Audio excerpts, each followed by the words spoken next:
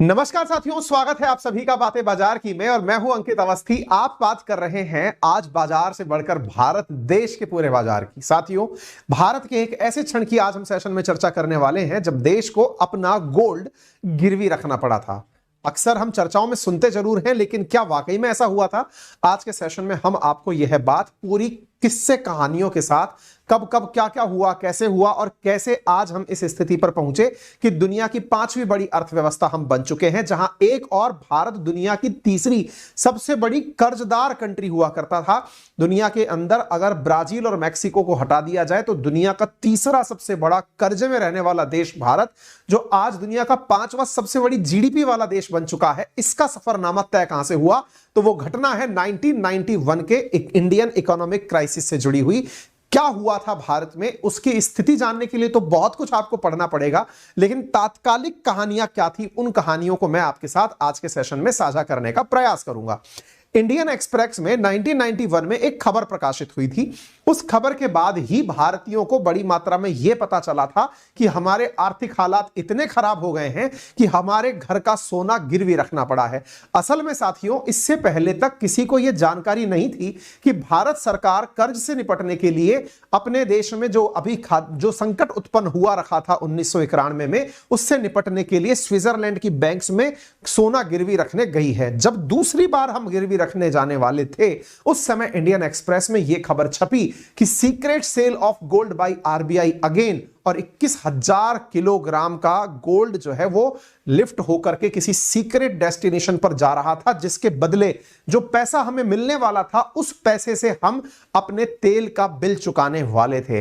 यह घटना जब बाहर आई, भारतीयों को समझो कि एक बार के लिए ऐसा लगा कि हमारा मान सम्मान गिरवी होने चला गया है। तभी तो भारत सरकार ने तत्कालीन प्रधानमंत्री नरसिम्हा राव जी के नेतृत्व में, मनमोहन सिंह जी जिस समय वित्त मंत्री हुआ करते थे, देश में एक बहुत बड़ा आर्थिक सुधार किया, जिसको आप लिबरलाइजेशन, ग्लोबलाइजेशन और privatisation, that is LPG reform के नाम से जानते हैं। और उसी का परिणाम, एलपीजी रिफॉर्म का परिणाम निकला कि आज देश की आर्थिक स्थिति आपके सामने है। आइए थोड़ा और लेकर चलते हैं। साथियों, कहते हैं कि यदि भारत अपनी नीतियों में परिवर्तन नहीं करता या भारत अपने अंदाज में अंतर नहीं करता, तो शायद जो श्रीलंका के हालात आज हैं, ऐसे हालात हमारे 31 साल पहले हो चुके होते। साथियों, आज आप हर दिन ये सुनते हैं कि श्रीलंका के अंदर रोड पर लोग जाम लगाकर खड़े हैं, सरकार के अंदर बहुत सारे लोगों को सरकारी जगह छोड़कर जाना पड़ रहा है। वही हालात पाकिस्तान के हम डिफॉल्टर होने की खबर में आपको सुनाते हैं, बताते हैं कि पाकिस्तान में 20 दिन का पैसा बचा है। ऐसे हालात बिल्कुल 1991 में इंडिया के थे। कैसे हम बाहर निकले थे यह तो जानना जरूरी है, लेकिन हम कैसे वहां पहुंचे थे यह उससे भी ज्यादा जानना जरूरी है। साथियों, अगर तात्कालिक कारणों की अगर बात की जाए तो असल में उस समय देश के पास में विदेशी मुद्रा भंडार यानी कि फॉरेन रिजर्व हमारे पास खत्म हो चुका था, लगभग खत्म हो चुका था, या यूं कह दीजिए कि हमारे पास 20 दिन का तेल खरीदने का पैसा बचा था। आप पूछेंगे, ले देकर तेल पर क्यों आ जाते हो जनाब? तो इसके बारे में भी जान लीजिए। असल मायने में होता कुछ यूं था कि भारत के अंदर जो भी फॉरेक्स का साधन था, वो मिडिल ईस्ट में काम करने वाले कामगार बड़ी मात्रा में थे। लेकिन उसी समय 1990 में गल्फ में संकट उत्पन्न हुआ, खाड़ी संकट उत्पन्न हुआ, गल्फ के अंदर युद्ध शुरू हुए, अमेरिकी वॉर शुरू हुआ, बड़ी मात्रा में भारत के लिए कामगार लौटकर वापस आने लगे। विदेशी मुद्रा का जो बड़ा सोर्स हमारे लिए गल्फ के लोग हुआ करते थे, गल्फ में काम करने गए भारतीय लोग हुआ करते थे, उनकी वजह से विदेशी मुद्रा आना बंद हुआ। और गल्फ जब वॉर में इन्वॉल्व हुआ तो हमारे लिए जो तेल वहां से आता था वो कई गुना महंगा हो गया। उसकी वजह से जो बिल हमारे सामान्य तरह से, मान लीजिए 100 रुपए का बिल बन रहा है, वो बनकर 250 रुपए का हो गया। यानी जो इंपोर्ट हमारे $2 बिलियन के हो सकते थे वो $4 बिलियन के हो गए, यानी कि हर चीज डबल में कर गई। अब ऐसी स्थिति में क्या हो रहा था, कौन सी सरकारें थी, फिलहाल के लिए उनका भी जिक्र कर लेते हैं। असल में जिस समय ये सारा खेल चल रहा था, देश में चंद्रशेखर सरकार थी। 1990 से लेकर जून 1991 तक 7 महीने के लिए वो सरकार रही। इसके बाद पीवी नरसिम्हा राव जी के नेतृत्व में सरकार आई। मनमोहन सिंह जी उस समय जाकर के देश के वित्त मंत्री बने और हम दुनिया के तीसरे कर्जदार के रूप में दुनिया के सामने प्रस्तुत हुए। साथियों, कहते हैं कि उस समय भारत के ऊपर कुल कर्ज $72 अरब पहुंच चुका था। दुनिया में ब्राजील और मेक्सिको के बाद में तीसरे सबसे कर्जदार लोग हम थे, हमारे ऊपर इतना कर्ज था। लोगों का भरोसा सरकार और अर्थव्यवस्था से खत्म होने लगा था। महंगाई बुरी तरह बढ़ रही थी, राजस्व घाटा बढ़ रहा था, चालू खाते के अंदर दोहरे अंक का घाटा होने लगा था। खाड़ी युद्ध ने उस संकट को तात्कालिक रूप तो दिया था, लेकिन वास्तविकता में उससे पहले के कारणों को भी हम भुला नहीं सकते। असल मायने में भारत ने जब एज ए स्वतंत्र राष्ट्र 1947 में कदम रखा, उसके बाद से देश ने लगातार 3 बड़े युद्धों का सामना किया। 2 बार पाकिस्तान के साथ हमारे युद्ध हुए, उसके अलावा 1 बार चीन के साथ हमारा युद्ध हुआ। युद्ध के साथ साथ ही हमारी आर्थिक स्थिति में बहुत ज्यादा परिवर्तन या बहुत ज्यादा संकट उत्पन्न होने का बड़ा कारण अगर आप मान सकते हैं तो बड़ा कारण था साथियों हमारे देश की नीतियां, जो हमें यह डराकर रखती थी कि हमें विदेशियों के साथ व्यापार नहीं करना है। आप विचार करिए कि भारत 200 साल की अधीनता में क्यों रहा था। उसके पीछे का बड़ा कारण था क्योंकि भारत ने कभी एक समय पर हमारे देश में ईस्ट इंडिया नामक कंपनी को आने दिया था। वो ईस्ट इंडिया कंपनी देश में आई थी, 200 साल तक हम पर राज करके शासन करके गई। तो हमारी मानसिकता में यह था कि विदेशी कंपनियां हम पर हमेशा राज करने ही आएंगी। हमें यह नहीं पता था कि दुनिया अब बदलने की तरफ जा चुकी है। द्वितीय विश्व युद्ध के बाद समीकरण बदल चुके हैं। जो लोग दुनिया पर राज किया करते थे, ब्रिटेन और फ्रांस जैसे लोग, अब वो पूरी तरह बर्बाद हो चुके हैं। हम लोगों को डर अभी तक वैसा ही था। हमें नहीं पता था कि आने वाले दौर में अमेरिका दुनिया पर राज करने के लिए खड़ा होगा। खैर कोई नहीं, भारत अपनी उसी साइकोलॉजी के साथ में आगे बढ़ रहा था। भारत में डर उतने ही थे, लोगों के अंदर उतना ही भय था, और यही कारण था कि जो भी सरकारें बनी वो कहीं ना कहीं रशियन साम्यवाद से काफी प्रभावित थी, समाजवादी नीतियों को लेकर आगे चल रही थी। हर प्रकार की संस्थाओं और व्यवस्थाओं के ऊपर सरकारी नियंत्रण को बड़ा नियंत्रण माना जाता था। देश में इसी नियंत्रण के कारण, सरकारी नीतियों के कारण हम खुलेपन को कभी आजमा नहीं पाए, बड़ी कंपनियों के निवेशों को आमंत्रित नहीं कर पाए। कोई भी बड़ी कंपनी देश में आती, उसके विरोध करने के लिए लोग पहले ही खड़े हो जाते, क्योंकि ऐसा लगता था कोई भी कंपनी आएगी हमें फिर से गुलाम बना ले जाएगी। हमारे जो पास्ट एक्सपीरियंसेस थे वो हमारे आप को आगे बढ़ने नहीं दे रहे थे। और चूंकि हम अपने आप को नैतिक रूप से यह मानते ही थे कि ब्रिटिशर्स ने हम पर शासन किया है, ब्रिटिशर्स का साथ अमेरिकन दे रहे हैं, ऐसी स्थिति में नेचुरल रूप से हम साइकोलॉजी में बिठा चुके थे कि हमारे ये तो लोग विरोधी हैं। चूंकि रशिया ने हमारे ऊपर किसी भी प्रकार से शासन नहीं किया था, तो रशिया की नीतियां जो हैं, जिसकी वजह से यूएसएसआर उस समय बड़ा देश था, यूएसएसआर एक बड़ी इकोनॉमी थी, तो हमें लगता था कि जिस तरह से सोवियत रूस बड़ा राष्ट्र बना है, वैसे ही हम भी एक दिन बड़े राष्ट्र बन जाएंगे। चूंकि साथियों सोवियत रूस अपनी नीतियों के अंदर पंचवर्षीय योजनाएं चलाया करता था, हमने भी अपने यहां पर पंचवर्षीय योजनाएं अपनाई। हम भी उन्हीं की तरह धीरे धीरे अपने नियंत्रण में, सरकारी नियंत्रण में चीजों को लेने लगे। बहुत सारी बैंक जो खुली वो सरकारी नियंत्रण वाली बैंक खुली, बहुत सारे उद्योग धंधे जो शुरू हुए वो सरकार ने शुरू किए, बहुत सारे डैम परियोजनाओं का निर्माण हुआ वो सरकार ने किया। इस तरह से सरकार के द्वारा बिल्कुल सोवियत की तरह, हम ये नहीं कह सकते कि हम साम्यवादी हो गए थे, लेकिन हम ये भी नहीं कह सकते थे कि हम पूंजीवादी हो गए थे। हमने एक नया टर्म दिया, दैट वाज समाजवाद। लेकिन उस समाजवाद के अंदर बहुत हद तक हम लोग एक तरह से डिफेंस प्ले कर रहे थे कि हम पूंजीवादी नहीं है साहब, हम पूंजीवादी नहीं है और हम साम्यवादी होना नहीं चाहते। हमने मध्यम मार्ग अपनाया है। हमारे देश के अंदर कुछ एक जो उद्योगपति हैं, टाटा बिरला जैसे लोग, इनको तो हम प्रमोट करेंगे, गांधी जी के ट्रस्टीशिप सिद्धांत को मानते चलेंगे, अर्थात उद्योगपतियों को मोटिवेट किया जाएगा कि आप अपनी आवश्यकता का धन ही अपने साथ रखें, बाकी धन आप सरकार को दे दें। तभी सरकार ने हाई इनकम टैक्स बढ़ा दिया था। टैक्स के अंदर बहुत ज्यादा रेट इतनी ज्यादा हाई कर दी थी कि इस टैक्स के माध्यम से पूंजीपतियों से उनका धन ले लो और उसे गरीब जनता के अंदर गरीबी हटाओ के नाम पर बांट दो। सरकार ने इस तरह की नीतियां बनाई कि जो भी उद्योग धंधा शुरू होगा सरकार शुरू करेगी, जो भी नई फैक्ट्री डलेगी सरकार डलेगी। लोगों का निर्णय जो है, यानी लोगों की जो स्थिति है, वो सरकार पर बहुत ज्यादा निर्भर करने लगी। सरकार पर जो अति निर्भरता थी उसने हमें अपने आप को परखने ही नहीं दिया। तभी तो हम हर सरकारी नीति को अपने लिए उम्मीद की किरण मानने लगते थे। ऐसी स्थिति में 1991 तक पहुंचते पहुंचते सरकार ने जितने भी प्रयास किए, चाहे आज आप जितनी भी आईआईटीज देखते हैं, आप जितने भी बड़े एयरपोर्ट्स, बड़े डैम्स या फिर बड़ी उद्योग धंधे देखते हैं, चाहे आप एनटीपीसी देखते हो, गेल भेल सेल जो भी आप देखते हो, इन सब के पीछे उस समय की सरकार के प्रयास थे। हमें देखकर आज बड़ा गौरव होता है, लेकिन असल मायने में उस समय इन सब पर किया गया जो खर्च था, उसकी वजह से हमारे पास में तेल खरीदने तक के पैसे नहीं बचे।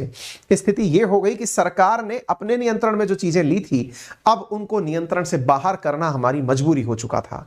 क्योंकि हमें पता था कि अगर आज भी नियंत्रण करते करते ही हम चले, सरकारी नियंत्रण में ही सारी चीजें चली, तो हम आने वाले देश में सरकार को चला नहीं पाएंगे, देश को बचा नहीं पाएंगे। तभी तो 1991 के अंदर देश की सत्ता ने एक निर्णय लिया। कि अब हम उदारीकरण की नीति अपनाएंगे, लाइसेंस राज को खत्म करेंगे, हम वैश्वीकरण की तरफ बढ़ेंगे और हम निजीकरण की तरफ हाथ बढ़ाएंगे। जी हां साथियों, लेकिन इस बीच में जो हो रहा था वो मैं आपको बता देता हूं। जब हमारे पास फंड खत्म हो रहे थे, हमारे पास में उस मतलब 5.7 अरब डॉलर का हम लोग तेल इंपोर्ट किए थे, जहां 2 अरब डॉलर का तेल इंपोर्ट करते थे, चीजें महंगी हो चुकी थी। खाड़ी देशों से आने वाली इनकम भी ऑलमोस्ट बंद हो चुकी थी, क्योंकि भारत पर बड़े पैमाने से जो लोग आ रहे थे वो विदेशों से लौट लौट कर आ रहे थे, क्योंकि खाड़ी देशों में संकट चल रहा था। ये तात्कालिक कारण है, इसके कारण ये नहीं कह सकते कि उस कारण से हमें गोल्ड रखना पड़ गया। जैसे आज पाकिस्तान के जो हालत है उसके पीछे आज की सरकार जिम्मेदार नहीं है, बहुत सारी सरकारों ने मिलकर के जो काम किया उससे आज वो इस स्थिति पर पहुंच चुके हैं। 1989 में लोकसभा के चुनाव होते हैं। देखिए क्या होता है, जब भी सत्ता के अंदर कोई भी प्रकार की अस्थिरता होती है, सरकारी फैसले प्रभावित होने लगते हैं। इसीलिए मजबूत लोकतंत्र, एक अच्छे लोकतंत्र में मजबूत शासन का होना जरूरी होता है। लोकसभा के चुनाव 1989 के अंदर हुए। राजीव गांधी जी सबसे ज्यादा सीट लेकर के एक तरह से पार्टी लेकर के आगे लीड किए। कांग्रेस के पास 197 सीटें आई, लेकिन उसकी बदौलत उनकी सरकार नहीं बन पा रही थी। राजीव गांधी जी ने गठबंधन की सरकार बनाने से इनकार कर दिया। उन्होंने कहा मैं सरकार नहीं बनाऊंगा, किसी और को बनानी है तो बना ले, मैं तो स्वतंत्र सरकार ही चाहता हूं। ऐसी स्थिति में दूसरे दल को आमंत्रण भेजा गया और उस समय आमंत्रण दिया गया जनता पार्टी को। जनता पार्टी को वीपी सिंह के नेतृत्व में गठबंधन सरकार बनाने का आमंत्रण दिया गया। जनता दल के पास 143 सीटें थी। बीजेपी के सहयोग से 85 सीटों के साथ मिलकर के उन्होंने सरकार बनाई। सरकार कुछ ही दिन चली, अस्थिरता का दौर जारी था। बीजेपी ने अपना समर्थन वापस ले लिया। आडवाणी जी के द्वारा दिसंबर में रथ यात्रा निकाली गई। उस समय देश के अंदर काफी सारी चीजें और भी चल रही थी। एक तरफ अयोध्या को लेकर के, बाबरी मस्जिद को लेकर के मसले चल रहे थे। देश में काफी ज्यादा स्थितियां, चूंकि ना तो केंद्र में स्थिर सरकार थी और इधर की तरफ लगातार सरकारें गिर रही थी, बन रही थी, जुड़ रही थी। 1990 के दौर में वीपी सिंह ने इस्तीफा देना पड़ा। मई 1991 में आम चुनाव होने तक देश में चंद्रशेखर की केयरटेकर सरकार चलती रही। इसी राजनीतिक अस्थिरता के बीच 21 मई 1991 को राजीव गांधी जी की हत्या हो जाती है। देश में और ज्यादा अस्थिरता हो जाती है। अस्थिरता के बाद में रुपए का अवमूल्यन होने लगता है, डॉलर के मुकाबले रुपया गिरने लगता है, 20% तक रुपए की वैल्यू नीचे आ जाती है। बहुत सारी विदेशी कंपनियों ने, बहुत सारी एजेंसियों ने भारत के लिए बहुत बुरा सोचना शुरू कर दिया। उन्हें लगा कि अब भारत को ना तो उधार दिया जाना चाहिए, क्योंकि भारत उधार चुका नहीं पाएगा। महंगाई जिस तरह से बढ़ रही है, कोई भी कंपनी भारत के साथ व्यापार करने को तैयार नहीं थी, कोई भी निर्यातक भारत को सामान भेजने को तैयार नहीं था। ये लोग पैसा नहीं चुका पाएंगे, यानी कि एक फेल नेशन की तरफ हम धीरे धीरे आगे बढ़ रहे थे। मैं फिर से कहूंगा, 1991 में जो भी हो रहा था उसके लिए केवल वही साल जिम्मेदार नहीं था। नीतिगत रूप से 1947 से लेकर जब आप पंचवर्षीय योजनाएं पढ़ेंगे, देश का विकास पढ़ेंगे, अर्थव्यवस्था को उठाकर देखेंगे, तो हमारे बहुत से फैसले थे कि हम इस घड़ी तक आकर खड़े हो गए थे। आज श्रीलंका में जो हो रहा है, क्या आपको लगता है कि वो आज के हालात की वजह से है? जी नहीं। बहुत समय पहले जब उन्होंने चाइना को अपने आमंत्रण दिया था, वो एक बड़ा कारण था, लेकिन नहीं माने। अब जो भविष्य में नेपाल में होगा, उसके लिए आज की सरकारों को अगर नहीं समझाया जाए, लेकिन होता क्या है ना, लोकतंत्र की एक सबसे बड़ी मुसीबत क्या है, समटाइम्स सरकारें अपने आप को सरकार में बनाए रखने के लिए लोक लुभावने वादे कर देती हैं। कुछ ऐसी घटनाएं कि बस हमको अपनी सरकार चला लेने दो, बाद में जो आएगा वो अपने आप नमेटेगा, बाद में जो आता है वो आपके सामने है। लोकतंत्र के अंदर अगर आपको वास्तविकता में लोकतांत्रिक मूल्य तलाशने हैं तो लोगों को लिटरेट करना होगा, पढ़ाना लिखाना होगा, ताकि वो लोग अपना सही और गलत चुन सकें।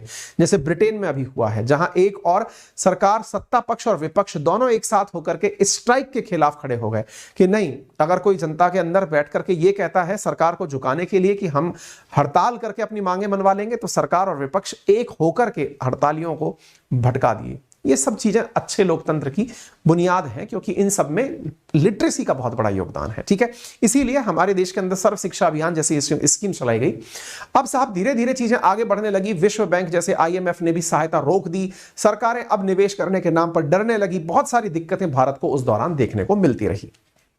कोई नहीं साहब, अब क्या होता है साथियों कि देश के अंदर 67,000 किलो सोना रख करके हमने अपने बिलों को भरने का नियंत्रण किया। 1991 के अंदर का समय है जब भारत ने यशवंत सिन्हा जी के नेतृत्व के अंदर, जो कि उस समय वित्त मंत्री हुआ करते थे और चंद्रशेखर जी प्रधानमंत्री थे, अंतरराष्ट्रीय एजेंसियों ने भारत की रेटिंग को जब बुरी तरह गिरा दिया, कहा कि भारत डिफॉल्ट हो जाएगा।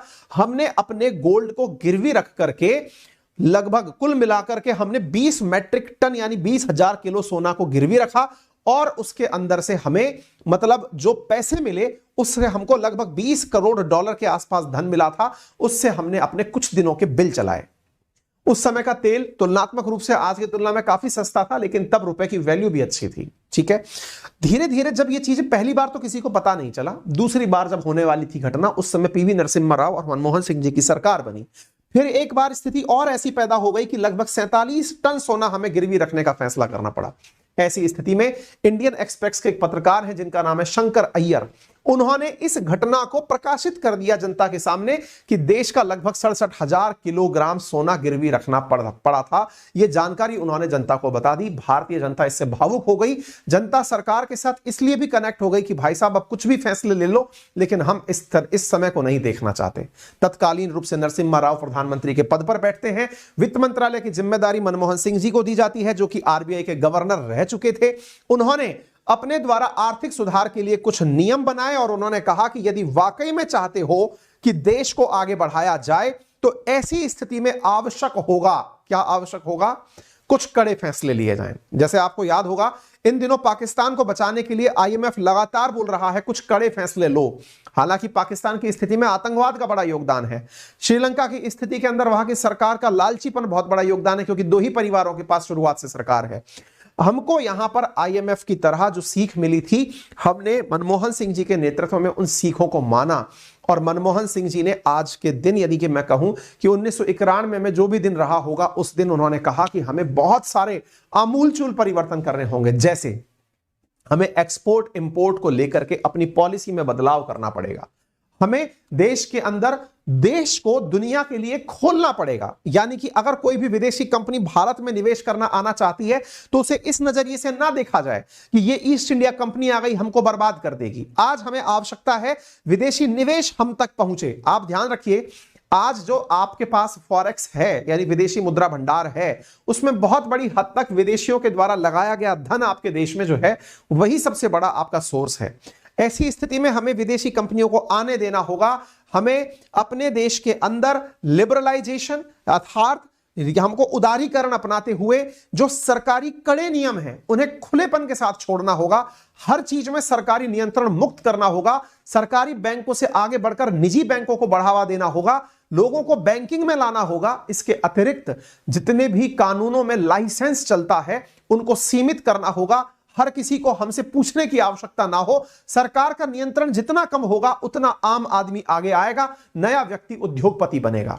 निजीकरण को बढ़ावा देना होगा, अर्थात जो भी सरकारी संस्थाएं, ये गेल भेल सेल जितनी जितनी एनटीपीसी जैसी जो संस्थाएं हैं, इनमें सरकार को अपने हिस्से बेचने होंगे और लोगों को निजी सहभागिता देनी होगी ताकि हमारे पास पैसा आ सकेगा।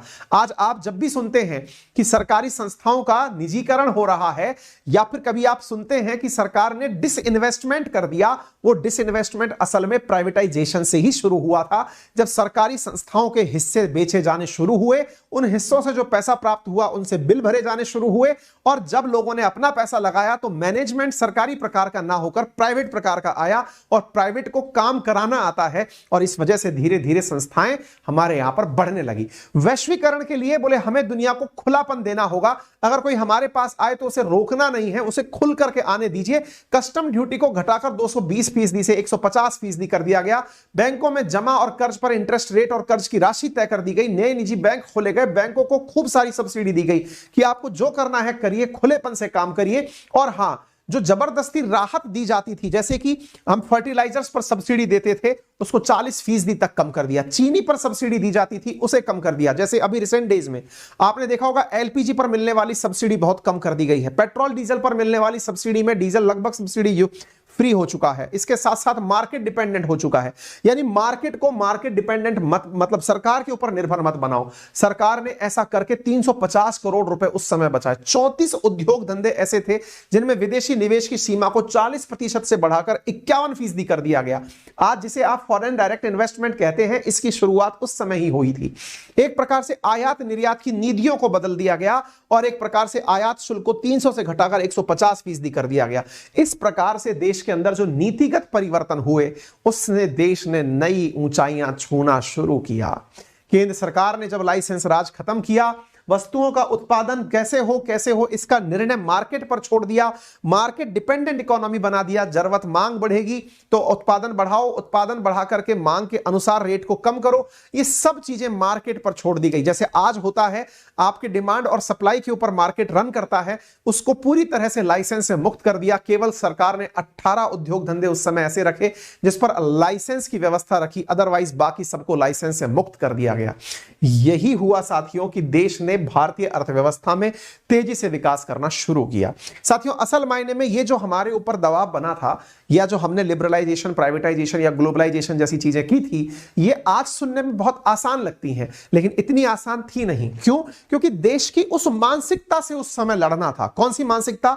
जो कि लोगों को यह आकर यह समझा रही थी कि नहीं, हम फिर से गुलाम हो जाएंगे। जैसे आज भी कई बार आप देखते हैं, बहुत सी कम्युनिस्ट पार्टी के जो लोग होते हैं या कम्युनिस्ट विचारधारा के जो लोग होते हैं, वो आम आदमी को इस प्रकार की विचारधारा से रखते हैं, देखो आज दुनिया में हम फिर से गुलाम हो गए हैं, बड़े बड़े उद्योगपतियों ने हमारे देश को कब्जा कर लिया है, या फिर बड़ी बड़ी कंपनियां देश के अंदर प्रवेश कर रही हैं। जो ये विचारधारा है, ये विचारधारा कुल मिलाकर हमें ये दर्शाती है, जो आज आप फील करते हैं, ये असल में अगर हम उस समय ना किए होते तो आज ये दिन हमको ना देखने पड़ते। सॉफ्टवेयर उद्योगों को बढ़ावा दिया गया। आज जो आप हाई राइज बिल्डिंग्स देखते हैं, बड़ी बड़ी कंपनियों ने आकर के नोएडा, गुड़गांव जैसे शहरों में इन्वेस्टमेंट किया, बड़ी बड़ी हाई राइज बिल्डिंग्स बनी, ये सब उसी के बाद के दौर की कहानियां हैं हमारे देश के अंदर। फिर जो अपने आज होता है टेलीकॉलिंग की जो सुविधा होती है, बीपीओज खोल दिए गए, ये सब उसी के माध्यम से की गई सुविधाएं थी और देश के अंदर विदेशी मुद्रा आना शुरू हुआ। और तो और गर्व उस दिन हुआ जब दिसंबर के महीने में भारत ने अपना गिरवी रखा हुआ सोना वापस मंगाया और हमारा आत्मसम्मान वापस आया। कहने का अर्थ यह है कि हमने जो उस समय फैसले लिए थे, आज वो देश को तरक्की की राह तक ले जा रहे हैं। उम्मीद है कि ये तरक्की की राह लंबे समय तक चलती रहे। भारत दुनिया की एक दिन वापस से सोने की चिड़िया बनकर सबके सामने हाजिर हो, सभी के पास रोजगार हो, महंगाई पर नियंत्रण हो, सभी स्वस्थ रहें। इसी कामना के साथ आप सभी को नव वर्ष की अग्रिम शुभकामनाएं। अपना ख्याल रखें। और हां, अगर आपको हमारे द्वारा दी गई जानकारियां पसंद आ रही हैं तो नव वर्ष पर जब हम आपके साथ इतनी अच्छी अच्छी खबरें साझा करते हैं तो आप अपने प्रेम स्वरूप अपने द्वारा इस सेशन को लाइक, सेशन को शेयर और चैनल को सब्सक्राइब करके हमें भी अभिभूत कीजिए। धन्यवाद।